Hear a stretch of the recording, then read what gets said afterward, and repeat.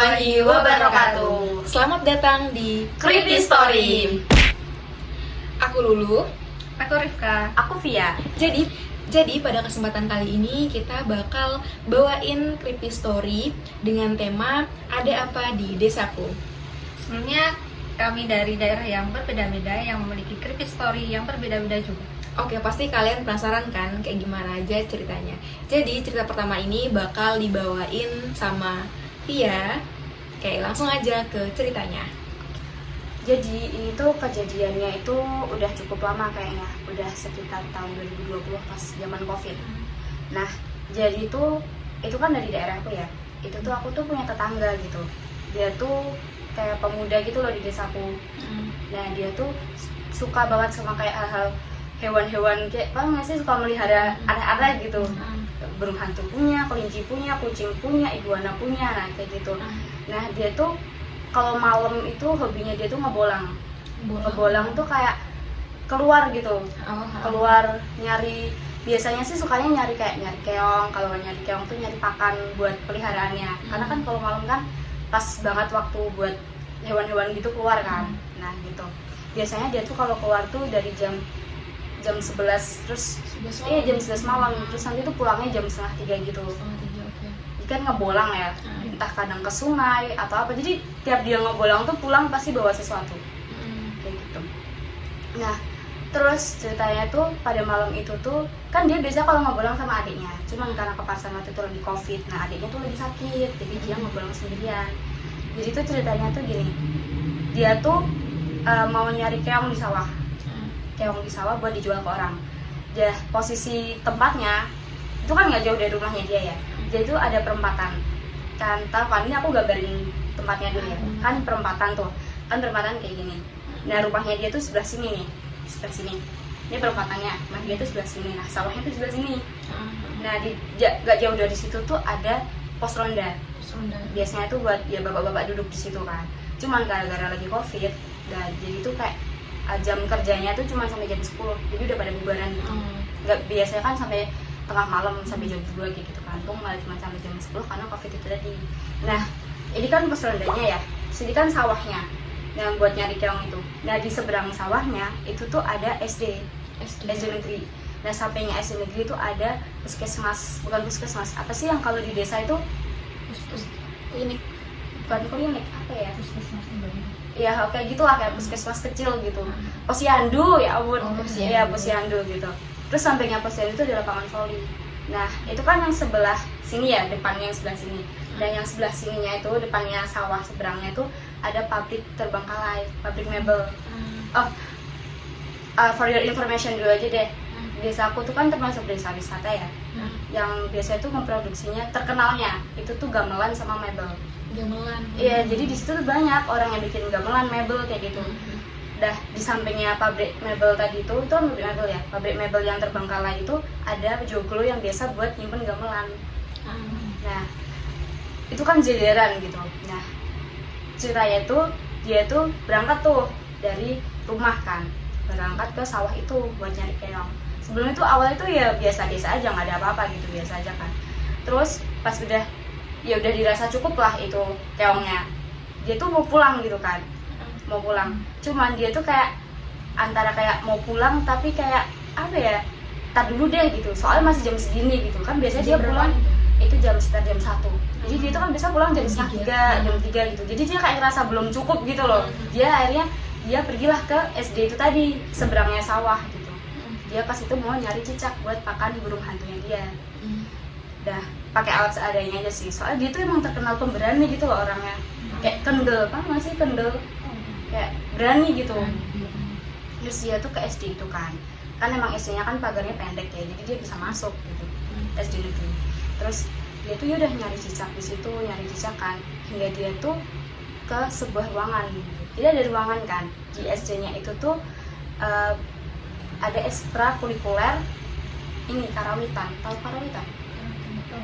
Karawitan tuh yang kayak gamelan gitu kan, main-main musik gitu. Cuman tuh karawitannya udah agak modern sih, udah pakai piano elektrik gitu loh.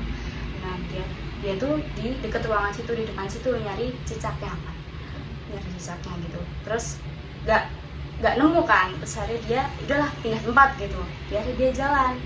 Nah pas dia ninggalin ruangan itu kan dia nggak masuk ya, pas dia ninggalin ruangan itu tau gak, tiba-tiba tuh dia dengar suara ini gong, tahu gong kan, gong gamelan itu dipukul kenceng banget ya, gong gitu Dari dalam situ. dari ruangan itu, dari ruangan karawitannya itu kan isinya banyak-banyak alat musik kan. Terus dia kaget lah ya, terus itu apa gitu. Terus karena dia orang yang pemberani kan, dan dia juga orangnya awalnya nggak mikir aneh-aneh gitu, jadi dia ngecek tuh ke situ, ke ruangan itu. Cuman karena ruangannya dikunci, dia ngecekin dari luar pakai senter gitu, di senter ke dalam. Dia tuh mikirnya kayak apa gongnya jatuh, kan gong kan biasa di ini ya dicantelin kan, kayak ada tempatnya gitu kan, digantung gitu. Dia mikirnya apa itu jatuh atau gimana, ternyata enggak, ya posisinya diem aja gitu, nggak ada keanehan juga di ruangan itu. Terus dia kayak terus itu suara apa tadi gitu. Sendiri. Iya dia sendirian, bener-bener sendirian gitu. Terus dia tuh keingat kalau kata orang-orang gong itu ini biasanya buat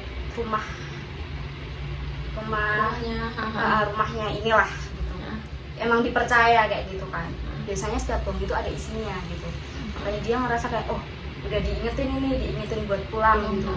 Terus akhirnya dia ngamunten ge sampurane kayak gitu. Terus akhirnya dia mau pulang tuh. Akhirnya dia beranjak jalan keluar dari SD.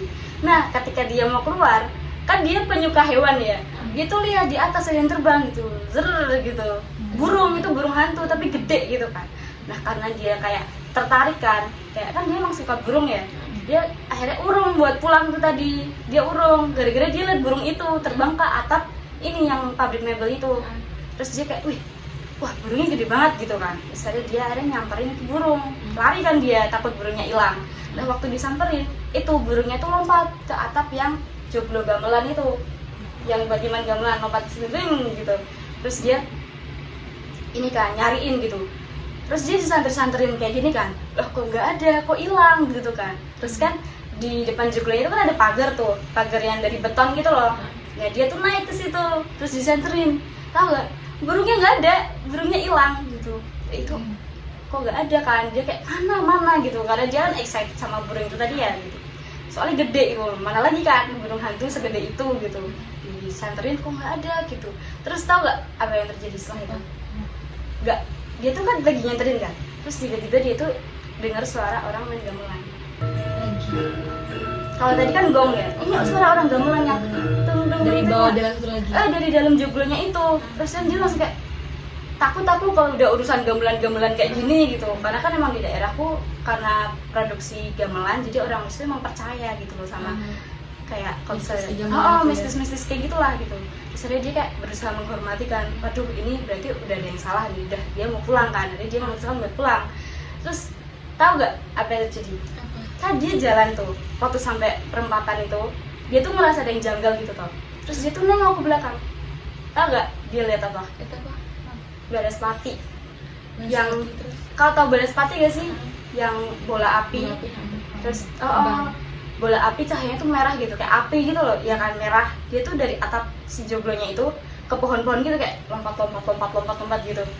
Terus dia sendirian dia tuh, apalagi tuh udah tengah malam kan, udah mau sahur, jam-jam sahur, jam-jam apa dini hari gitu. Kan dia takut lah ya, daripada takut dikejar, akhirnya dia pulang tuh. Itu ada Banaspati tuh lompat-lompat kayak gitu. Tapi kan orang dipercaya kalau ada Banaspati itu ini, kalau di daerahku percayanya kalau ada Banaspati itu berarti ada hantu, bukan hantu, mungkin roh atau apa tuh yang mau datang. Makanya dia memutuskan buat pulang. Nah baru beberapa minggu kemudian masnya tuh berani cerita tuh ke masku, karena kan dia temannya masku ya. Dah itu masku cerita ke keluargaku, jadi aku tahu ceritanya. Gitu. Oke guys, jadi itulah cerita dari daerahnya Via. Emang yang paling terkenal tuh Banaspati sih di daerahku. Sering soalnya orang kayak lihat Banaspati. Oke, jadi itu tadi adalah cerita pertama dari daerahku. Yang selanjutnya adalah creepy story yang kedua yang akan dibawakan oleh Rifka. Oke guys, selanjutnya cerita dari daerahku di desa daerah Jawa Tengah. Oh, masih Jawa Tengah. Kayaknya aku tahu deh daerah itu deh. Iya, masih Jawa Tengah kan. Terus ceritanya gimana? Nah, ini aku cerita ya tentang rumah kosong yang berada di samping rumahku. samping rumahku Wih, pas. samping rumah lagi. Iya. Tetanggaan gitu ya. Iya, tetangga. Itu dulu ada yang nempatin. Yang nempatin itu memiliki usaha rotan. Rotan tuh yang bambu itu ya. Iya, Yang kayak bambu. Nah, terus waktu kecil lah. Nah, di situ tuh setiap orang itu ke situ, ke rumah kosong itu, mesti ada hal-hal aneh yang terjadi. Jadi kayak digangguin gitu Iya. digangguin. Ya digangguin. Ya mulai dari tidur itu ada yang ganggu, terus wah adalah dari lampu yang ada yang mati muruk, mati muruk tahu? Mati mati nyala, Mati nyala. Nah, terus Nah seperti itu. Terus suatu hari kan itu bertepatan di hari Idul Adha. Nah aku sama teman-temanku itu bermain di rumah kosong itu, di belakang rumah kosong itu. terus Kami main bola yang cowok, terus yang cewek itu niatin dari belakang. Terus tiba-tiba itu ada yang bertengkar. Iya, yang main cowok. bola, yang main bola itu ada yang bertengkar. Dan ada salah satu temanku itu ada yang rekam.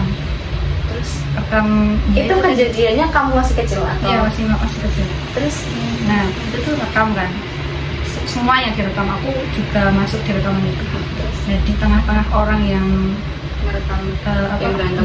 yang berantem itu ada sosok Apa ya pokoknya ada orangnya ada Terus di masuk di rekaman itu. Terus ada juga di belakangku, karena aku di belakang tuh ada sosok yang mukaku. Anu ya, jin korin, bukan? Nggak tahu, pokoknya Korinnya Iya, Korin kan yang suka itu. menyerupai kita. kayak sama aku kan lihat rekaman itu, kok belakangku ada orang kan. Iya. Waktu itu kan di belakang nggak ada siapa-siapa itu, semuanya tuh lari di orang yang bertengkar itu. Terus dari situ pada lari semua. Beneran Takut. Ya siapa yang nggak tahu coba tiba-tiba lihat, ya ada kebaran kamu di belakang. Itu di kejadiannya dekat rumah kosong itu tuh. Di belakang rumahnya itu kan ada lahan kosong kan buat main-main kan. Tapi emang anak desa biasanya gitu nggak sih, kalau Iya. misalnya ada rumah kosong, ada lapangan kosong, pasti Iya. tempatnya dipakai buat Ya karena Iya. nggak bakal dimarahin, Iya, kalau main bener, mau bersih. Terus pada lari ya udah. Terus pada kenapa ini itu ada penampakan. penampakan. Ih. Udah pada lari, Tapi videonya masih ada nggak sama-sama? udah nggak ada. Udah nggak ada. Ya, Iya, saya harusnya Udah ada. lama banget. Terus sampai saat ini pun masih ada hal-hal yang mistis juga. Sekarang kan rumah itu kan ditempatin sepupu kan. sepupu kamu itu. Sepupu. Aduh. Terus Ya udah dibersihin sih, bersihin semua, doain juga. Tapi ya masih ada itu, ada cerita mistis lainnya Yang dialami atau yang dialami. tapi ada nggak air-air ini yang terbaru? Ada. Apa? Misalnya kan sepupu ini kan malam kan, itu kalau tidur tuh malam-malam Iya. itu ada suara orang nyuci, padahal di belakang tuh nggak ada orang. dia tidur sendiri apa ada suaminya, ada keluarga anaknya? Ada sama ibunya sama kakaknya kan. Itu semua tuh pada udah tidur, tapi dia dengar suara orang nyuci padahal nggak ada orang di belakang. Dicek nggak lu? Dia nggak berani keluar. Itu nggak satu kali dua kali, itu berkali-kali. Hantunya bersih-bersih rajin. Iya. Nggak ada orang. Terus ada lagi, terus yang satu lagi kan tidur di belakang kan. Itu katanya dia bangun, dia lihat ke atas tuh ada orang yang besar. Genderuwo. Genderuwo kah? Ya mungkin itu, tapi nggak dispesifikkan sih. Karena kan emang kadang hantu nggak tahu ya maksudnya dia itu apa, sosok apa. Terus ada lagi. Banyak banget itu rumah kosongnya, kayaknya perlu di ada deh rukyah besar-besaran deh. Kan kakakku kan itu kan bangun rumah di pinggirnya itu lahan kosong itu. Udah nih, terus kakakku itu di depan rumahnya ini. Kan rumahnya menghadap ke lahan kosong tadi kan. Iya iya. Dia duduk-duduk di situ. Di lahannya itu. Enggak, di depan rumahnya itu. Terus Dan itu ada di depannya itu muncul sok itu. zeng gitu. Ih. Cewek atau apa? Itu enggak diceritain lagi. Mungkin gendruwo itu tadi. Pocong. Pocong. Poci. Iya. Ih, poci. Terus Ada. Ya kan kakakku berani ya. Mungkin nggak digagas sih. Dia langsung masuk terus cerita kalau ada poci gitu. dari situ dia nggak ke rumah lagi selama beberapa hari. Karena takut aja. Iya karena takut. Di ruang sholat masih ditempati. Masih Kira-kira ada itu nggak cerita yang berkaitan sama rotannya? Kayak mungkin apa gitu rotan-rotannya? Kalau untuk rotani udah enggak, soalnya udah beda orang kan. Udah beda lagi. Itu kan udah, kalau rotani itu udah zaman dulu pas aku masih kecil, kelas tinggi. Paham. Ternyata tiba-tiba dibayang, tiba-tiba didatengin poci itu kayak gitu. Kalau nggak bisa sama poci, Temanku juga ada sih di itu, tiba-tiba juga muncul di di depannya dia. Kayak ditampakin gitu. Si poci itu. Iya, pocinya nama dia. Kalau kamu dia cerita ke aku. ini nggak yang di situ juga? Kalau aku enggak, aku bisa dia ada kayak gitu. Iya, alhamdulillahnya sih. Iya. Tapi katanya kalau misalnya kita cerita-cerita hantu kayak gini, hantunya itu jangan. Nah, jangan. Jangan dong, jangan ganggu nih. Oke, udah. Ada lagi nggak? Udah atau? Udah aja. Oke, itu cerita dari aku, pengalaman. Dilanjut creepy story 3 yang ketiga dibawakan sama Lulu. Oke guys, jadi kali ini aku bakal ceritain kisah horor dari desaku sendiri. Kebetulan desaku itu termasuk di ya terpencil di NTT, Nusa Tenggara Timur. Tepatnya di Kabupaten Manggarai, Desa Put. Oke, jadi ceritanya itu terjadi tahun 2023. Tahun lalu. Iya, itu saat aku pulang. Saat waktu itu loh, waktu puasa tahun 2023 itu kan aku pulang. Iya. Nah, sebenarnya yang alami itu bukan aku. Tapi Jadi 1 minggu sebelum puasa itu tuh ada kejadian yang menimpa warga-warga di desa itu, khususnya para perawannya. perawan Oke, cewek dong. Iya, cewek-cewek. Aduh, Perawannya loh. aduh. Sebenarnya bukan semua perawan, tapi perawan-perawan yang ada di sekolah sekolah Mansana yang ada di dekat rumahku. Oke. Jadi cerita pertama itu bermula dari saat aku pulang ke sana. Itu kan pas di 2 minggu kita puasa. Jadi kejadian itu 3 minggu pas aku ke sana, sebelum aku sana, sama diceritainnya pas 2 minggu pas aku di sana. Gitu. Jadi saat sahur, aku tuh belum tahu sama sekali mengenai cerita itu meskipun udah seminggu di sana. Nah, tiba-tiba pas sahur tuh adikku celetuk. Katanya gini, lu kamu tahu nggak kalau misalkan sebelum puasa tuh Dania kerasukan. Dania itu tetanggaku, sekaligus temanku saat SD, saat SMP, saat ini. Itu teman kamu. Teman, pokoknya teman apa ya, teman main. Ya, terus. So aku bingung lah, kerasukan kenapa? Soalnya dia ini terkenalnya lucu, terus juga dia orangnya apa ya, pokoknya sangat nggak mungkin setan masuk di badannya. Ya, terus. Nah jadi terus saat adikku cetuk itu, bapakku kayak apa namanya, suruh diem gitu loh, kayak jangan cerita gitu. Nah, mamaku juga apa namanya, nyuruh diem Jangan sepil gitu. Terus lah itu aku penasaran lah, jadi aku masih pengen cari tahu tentang kerasukannya si Dania ini. Kayak besoknya pas aku bangun, kebetulan mamaku ini kan umurnya masih masih muda, nggak jauh berbeda dari kita gitu. Dia umurnya 39 tahun. Masih muda ya, masih muda. Jadi masih kayak bestie gitu. Nah, jadi dia nggak mungkin nggak mungkin merahasiakan sesuatu dari aku. Udah bestie. Jadi dia kalau ada apa ya cerita. Nah, dia langsung cerita besoknya, dia ngomong kalau 1 minggu sebelum puasa itu seluruh siswa perempuan di Man Matim itu kerasukan. Bayangin seluruh perawannya kerasukan.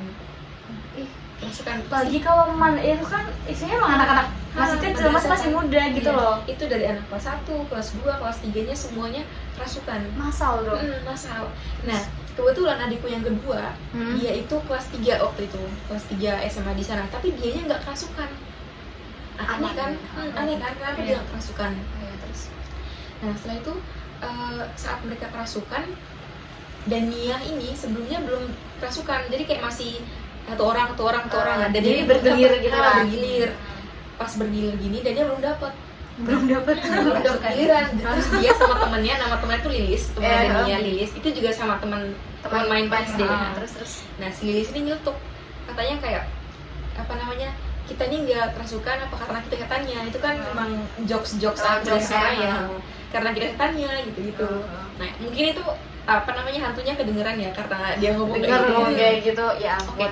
dari tepat malam Jumat ini langsung malam Jumat, bayangin malam Jumat tiba-tiba pukul 12 semua listrik di desaku tuh padam, nggak ada yang tahu malam ininya, nggak tahu apa namanya penyebab di itu, nggak tahu karena nggak ada apa namanya pengumuman dari PLN. Biasanya ada pengumuman, ada surat atau enggak ada pengumuman di masjid gitu. Kayak mau ada pemadaman Pemadaman sebenarnya pokoknya harus ada, nggak mungkin madam apa tiba-tiba, apalagi jam 12 malam kan. Nah terus setelah padam gini kebetulan si Dania ini dia lagi rebahan main HP di rumahnya. Dia rumahnya ini tinggal di neneknya, dia nggak tinggal di ibunya sendiri. Dia tinggal di neneknya sama sepupunya. Mereka kayak sering nginep buat nemenin neneknya ini. Nah pas dia tidur di rumah itu tiba-tiba ini dia teriak. Nah kan dia orangnya emang suka bercanda, jadi si sepupunya namanya Rubia kirain tuh bercanda, dia teriak kayak gitu karena dia main HP di rebahan. Rubia itu lagi main HP juga, cuman nggak di deket Dania.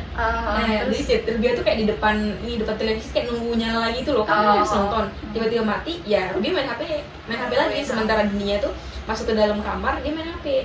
Pokoknya HP pada umumnya, sementara si neneknya mereka udah tidur di kamar lain. Nah pas dia di dalam kamar, kan dia tidur berdua sama Rubia, cuman Rubia lagi di luar, jadi dia sendiri di kamar itu. Terus dia kayak teriak, Rubia, jadi dia teriak langsung kenceng naik oktav gitu. Jadi kagetlah Rubia kayak apa sih Dania? Dia malah bentak Dania. Sementara dia tuh teriak dalam situ, masih teriak. Pas teriak tiba-tiba dia nangis. Habis nangis dia ketawa. Habis nangis dia ketawa. Kayak gitu. Aku takut. Terus setelah dia nangis, Rubia kan marah. Pas udah marah dia ke dalam, dia lihat Dania tuh udah kayak tidur telentang terus kayak gitu. Nah pas dia apa namanya, Rubia langsung kaget dan bangun neneknya. Kebetulan neneknya belum terlalu tua. Jadi pas dia bangun neneknya langsung teriak, ini kesurupan. Jadi panggil apa namanya tangga-tangga yang baru bangun. Itu kan masih puasa ya kan, 3 minggu puasa. Dia langsung panggil tangganya, panggil kakaknya Dania juga yang laki-laki buat tahan Dania. Dia tuh meronta teriak terus kayak teriak terus. Sama dia selalu nangis teriak terus sedih sama ketawa. Jadi kayak nangis dulu keluar mata, nangis terus tiba-tiba tuh ketawa. Habis ketawa dia teriak lagi, teriak terus kayak teriak kencang sampai matanya merah. Nah karena di sana tuh kayak petuah gitu dari orang, mereka mau nyembuhin Dania. Terus mereka apa ya caranya tuh kayak petuah tuh kayak tetua gitu yang tahu lah hal kayak gitu. Terus mereka coba iniin tangan Dania kayak pegoku kayak di ya mereka tuh awalnya pengen tahu apa ya, kalau Dania sakitnya dari kuku kaki berarti dia tuh masuknya dari kaki. Terus kalau dari kepala berarti masuknya di kepala, sakit apa sih orangnya di kepala gitu loh, nanti di kepala. Terus kalau di tangan tuh harus ditekan supaya dirinya nggak betah di tubuh itu, supaya keluar. Itu terjadi jam 12 sampai jam 3 masih belum selesai. 3 jam dong. Belum 3 jam, di jam 3 belum selesai. Pas subuh azan dia berhenti. Selesai azan dia ini lagi sampai jam 7. Jam 7 baru dia mulai berhenti. Itu pasnya di hari Jumat kan. Hari Jumat malam berarti besoknya hari Sabtu. Nah, besoknya hari Sabtu. Sabtu ini sekolah di sana tuh masih sekolah. Kalau di sini kan libur, kita masih sekolah, tapi sekolahnya tuh bebas. Kayak olahraga gitu loh. Jam bebas. Terus dari kepala sekolah itu bilang di hari itu libur aja. Karena ya gimana, orang-orang pada kesurupan. Apalagi juga kesurupannya lama lagi. Itu masih ini ya. Ternyata di malam itu juga Lilis yang tadinya ngobrol sama Dania soal itu, dia juga yang suka ngejokes itu. Dia juga suka malam itu. Sama-sama di jam 7 baru mereka selesai. Ya ampun, hantunya banyak banget. Nah, awalnya gitu ya, awalnya hanya 2 orang karena nggak tahu. Ternyata di malam itu bukannya 2 orang. Jadi kayak satu Dania kena ke Lilis, kena lagi ke orang lain, kena lagi ke seluruh yang pernah kena. Ya ampun. Di malam itu jadi sampai jam 7 Jadi mereka kayak yang semua sebelumnya kena lagi. Nah, jadi kayak dia merembet gitu. Kena lagi di malam itu. Pokoknya 12 sampai 7 itu semuanya kerasukan. Nah, jadi apa namanya, awalnya saat Danya teriak itu aku kira kalau misalkan itu adikku. Karena adikku nggak kerasukan sama sekali. Ya itu. Terus Lilis, ini cerita bagian Lilis ya. Lilis kan tadi kerasukan Lilis itu dia lagi main HP pas jam 12 seperti Sama-sama main HP. sama mati lampu kan. Nah, dia main HP, tiba-tiba dia tuh denger ada anak kecil yang nangis kayak yang baru lahir. Cuman lokasinya itu kayak di belakang rumahnya. Aneh kan, di belakang rumahnya tuh persawahan. Nggak ada. Ada apa? Kamu merinding. Nah, itu dia tuh denger, pas dia denger suara anak kecil itu, dia ini nggak nyautin, kayak apa, biarin aja.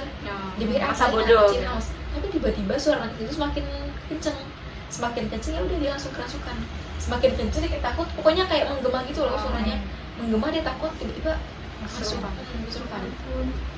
Oke, itu masih prolog loh, itu masih jauh lagi ceritanya sampai ada ini. Kemudian selanjutnya di hari ketiga mereka kerasukan, itu kan hari Minggu.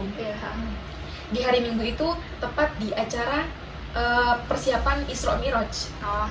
Isra Miraj itu tanggal apa ya? Maret tanggal 3 apa 23 aku lupa. Pokoknya di bulan Maret tahun 2023. Tahun lalu Terus banget loh ini. terus setelah dia apa namanya, dia hadir itu kan Danyanya masih apa ya, udah sembuh, katanya udah sembuh, udah nggak merasakan apa lagi. Di Isra Miraj itu pas dia datang, orang-orang sebenarnya mana dia masih aneh, kayak masih belum diri dia gitu loh, cuma dianya udah enakan, kayak dia pikir ya udah diri dia sendiri.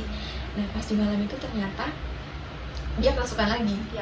Kerasukannya itu dia lihat muka guru dia apa namanya, rusak. Guru dia yang udah rusak, kayak tuh kayak darah-darah semuanya, kayak udah ada luka kayak bekas kecelakaan gitu. Kayak bekas kecelakaan. Mukanya tuh kayak semakin deket semakin Aduh. deket gitu. Iya, Terus terus kayak misalkan nih kerumunan orang, dan itu sama teman-teman, sama adikku juga.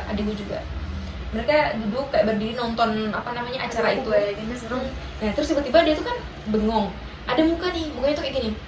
Ada muka apa guru dia yang laki-laki kayak deket terus masuk kayak gitu. Langsung masuk ke tubuhnya Danya. Jadi dia kerasukan. Nah, Danya kerasukan langsung pindah lagi ke Lilis. Bukan pindah sih, kayak merembet apa ya? Istilahnya jangkir.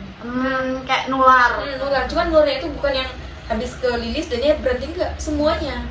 Jadi nular tuh yang itu nggak berhenti gitu. Nggak berhenti, jadi semuanya masuk. Jadi kayaknya diduga tuh hampirnya ada banyak. Nah itu kan belum di problem ini apa ya, permasalahan yang sungguhnya, intinya. Nah ini kita masuk di permasalahan sungguhnya, inti dari permasalahan itu. Berarti ini ceritanya ditemuin solusinya. Solusi kayak apa ya? Titik terang. Titik terang. Jadi alasan kenapa semua perawan tuh kesurupan. Jadi awalnya itu bermula di sekolahnya mereka. Di mana itu tadi? Di mana di sekolahnya mereka. Kan mereka tuh sama-sama ngaku kalau misalkan sebelum mereka kerasukan, mereka tuh lihat muka guru mereka semakin dekat. Jadi kayak muka guru mereka tuh, nama guru Pak M gitu aja. Pak M ya. Jadi itu cukup tua, sekitar berapa tahun ya? 50 tahunan. Pokoknya pada deket pensiun ya, kayaknya 52 atau 53 gitu umur Udah lumayan tua. lumayan tua. Terus saat dia apa namanya diduga kalau dia yang pelakunya, dia tuh ngelak karena kan nggak ada bukti sama sekali. Masa karena orang-orang yang kesurupan lihat muka dia langsung dituduh yang buat kerasukan itu. Karena diduga si Pak Malik ini cemburu. Jadi di tahun itu ada pemilihan kepala sekolah. Pak Malik ini kan udah lama mengabdi di situ, cuman yang dipilih malah Haji Musain namanya. Haji ini emang apa namanya, dia baik, orangnya baik, terus juga dia tegas, jadi kayak suka dipilih-pilih itu untuk ketua sekolah. Dia pernah ketua di MTS, terus sekarang di mana lagi. Nah jadinya mereka tuh duga kalau Malik ini cemburu, makanya dibuatin kayak gitu supaya siswanya nggak utah. Itu masih dugaan sementara. Oke. Nah untuk dugaan selanjutnya itu kena di Hikmah, nama anak, nama aslinya Hikmah ini juga termasuk tetanggaku, cuman rumahnya beda 7 rumah dari rumahku. Jadi rumahku ada rumah lagi, baru rumahnya si Hikmah ini. Oke, for your information ya, kalau si Hikmah ini bukan asli di situ. Orang luar, cuman pengen sekolah di Man itu, jadinya dia tinggal di rumahnya keluarganya di situ. Jadi kayak dia tinggal sementara gitu loh untuk sekolahnya dia. dia itu yang paling parah Kesurupannya. kesurupannya. Kalau orang-orang kan cuma teriak terus nangis gitu-gitu, cuma kalau enggak, dia beda. Dia itu sampai manjat di dinding kayak gini loh, di apa namanya, di dinding. Ada videonya. Cuman aku nggak ada di HP ku kok, nggak ada. Cuman tuh disuruh hapus waktu itu, di videoin sama tangannya sendiri.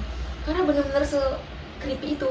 Bayangin naik kayak Spiderman Gila. gitu. Aduh, kalau Spiderman kan gini ya rambutnya, kalau dia dari Dia belakang. belakang. Jadi kayak benar-benar dia se ngeri itu pas dimasukan. Iya. Sampai merambat ke dinding, pokoknya benar-benar kayak terbang sampai jalan ke atas. Tangannya tuh benar-benar lengket gitu loh di ininya, di dindingnya. Nah itu yang bisa Aku kerasukan. merinding nggak bohong. Pokoknya semua anak yang kerasukan yang paling kena itu Hikmah, yang paling parah Hikmah. Orang nggak tahu kenapa dia paling parah. Orang tuh pokoknya nggak tahu. Oh ya, Hikmah ini dia bercadar. Dia orangnya bercadar. Terus udah 3 tahunan kayaknya bercadarnya 3 tahunan. Terus pas dia merambat itu orangnya kan panik ya, orang tuanya juga panik yang di rumahnya, jadinya semuanya datang ke situ, ke apa namanya, rumahnya si bibinya ini. Pas datang orang-orang pada bawain ke kiai untuk cari tahu ini dia kenapa, kok bisa paling parah gitu loh, bisa paling parah nih, diapain sebenarnya. Ya udahlah tuh dibawain ke kiai. Iya, terus Pas dibawa ke kiai, dilihatin sama kiainya, terus dibacain doa, dibacain ngaji yasin, pokoknya semuanya ngaji yasin. Terus dia tengah disuruh taruh air di depannya, air pakai baskom warna hijau atau biru aku lupa, antara warna hijau sama biru, depannya baskom. Terus dia tuh disuruh kayak gini, disuruh lihat ke mukanya sendiri, ke Air ibarat itu. berkaca. berkaca ke air itu, jernih pokoknya. Dia disuruh kayak gini. Terus ini kan masih punya Hikmah. Hikmah tuh lihat kalau semisal diri dia dalam air itu pakai mahkota, terus pakai apa ya, perhiasan, pakai di tangannya Tapi itu cincin posisinya semua. Hikmahnya sadar. Hikmahnya sadar. Dia jelasin kalau, tapi sambil nangis dia bilang, kayak badan apa namanya, di kepala saya ada ini, ada mahkota, di apa leher saya ada kalung.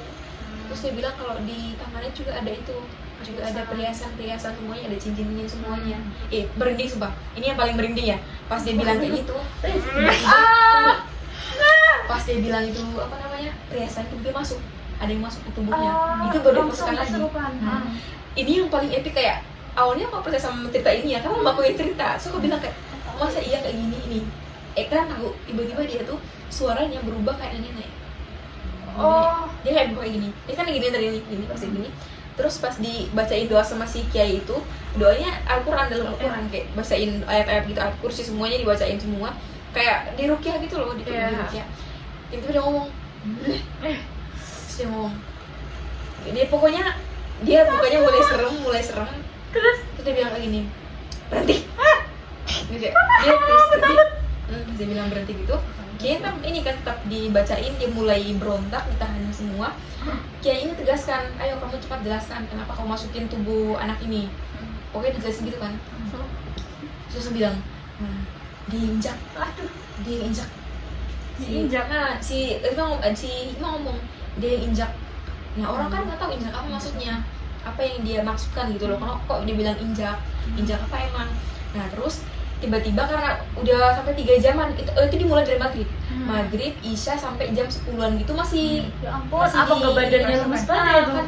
Padahal si apa namanya, si Hikmah ini badannya kecil. Ya ampun. Kayak Yuli. Tapi Yuli kan masih tinggi, dia pendek kecil. Pendek kecil, kursi kayak gini terus.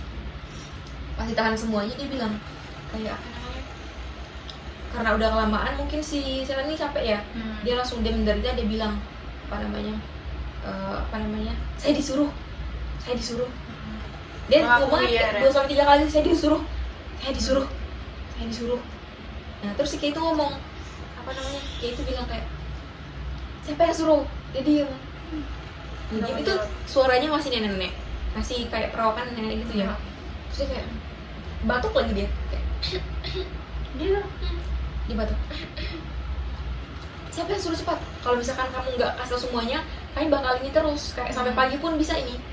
Pokoknya semuanya ngaji loh, semuanya ngaji yasin. Terus si kiai ini yang pimpin gitu, bapaknya ini apa di belakang Magalnya. Nah ternyata si neneknya jelasin kalau misalkan si Hikmah ini sudah jadi tumbal. Kayak yang bakal ditumbal itu si Hikmah ini, karena dia yang nginjek sajennya yang disediakan sama si nenek ini. Terus kan ditanya, siapa yang suruh kamu? Dia jelasin, yang suruh dia itu Pak Pak M itu tadi. Pak M itu yang suruh. Terus Parah sih. kan dia ngomong kalau yang suruh tuh dia. Terus ditanyain kan siapa nama kamu, nama si nenek ini. Terus dia awalnya diem, dikencengin lagi suara ngajinya. Dia langsung bilang, jangan sebut, aku takut. Inisialnya J. Oh, Dia langsung iya. bilang J. Inisialnya J. Dia langsung bilang J. Mereka harus tahu, oh J ini nih emang apa namanya, di desa berbeda, kayak 4 desa dari desaku. Dia itu emang terkenal orang yang suka ilmu hitam, magic, black magic. Suka ilmu hitam itu.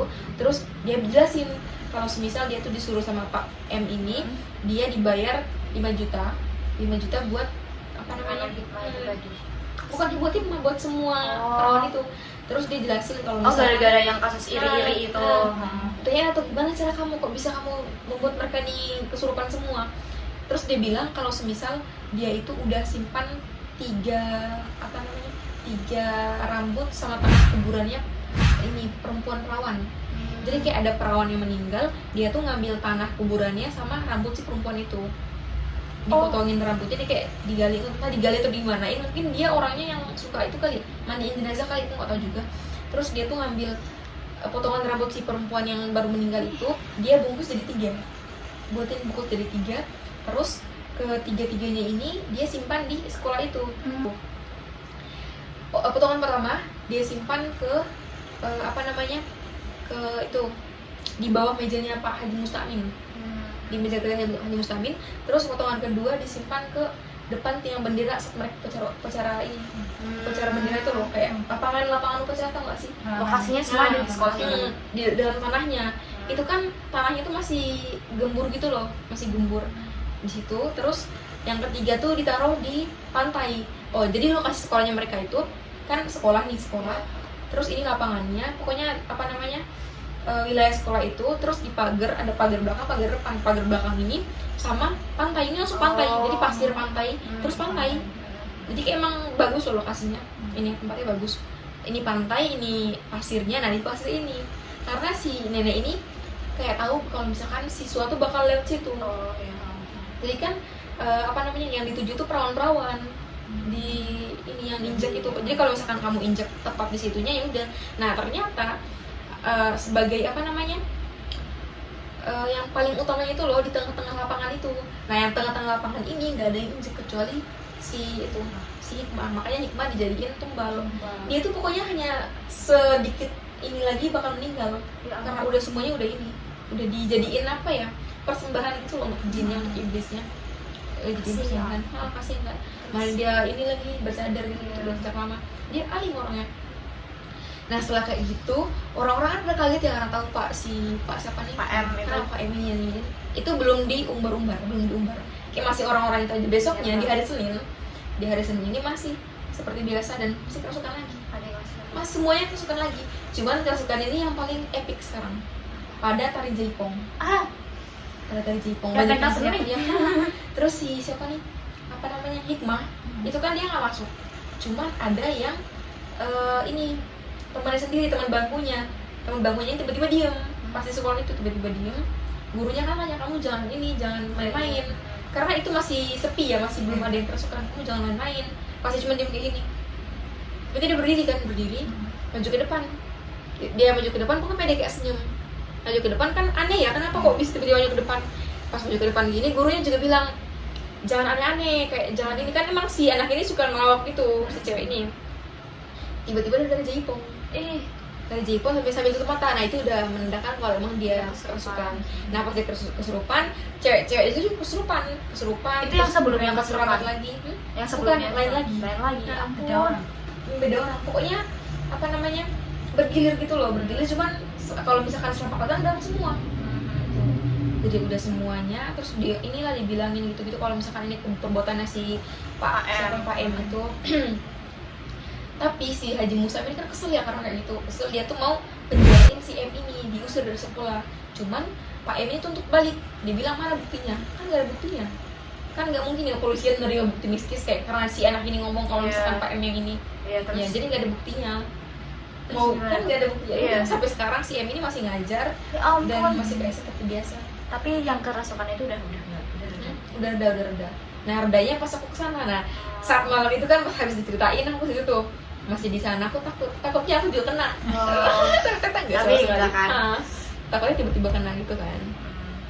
Untung kamu sekolahnya di Solo ya kan. Untungnya di Solo. Oke, jadi gitu ceritanya guys. Tapi jujur aku merinding loh. Oke guys, jadi itu tadi adalah creepy story yang berasal dari daerah kita masing-masing. Ternyata tiap daerah memiliki creepy story Iya. yang berbeda juga. Jadi punya kisah story ya, creepy story yang berbeda-beda. Oke, jadi kalau bagi kalian teman-teman yang punya kisah mirip atau yang punya kisah berbeda dari kami, kalian boleh share cerita kalian ke email kami di sini.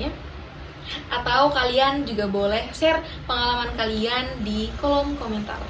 Jangan lupa like, share, and subscribe. Dadah. Dadah, see you in the next video.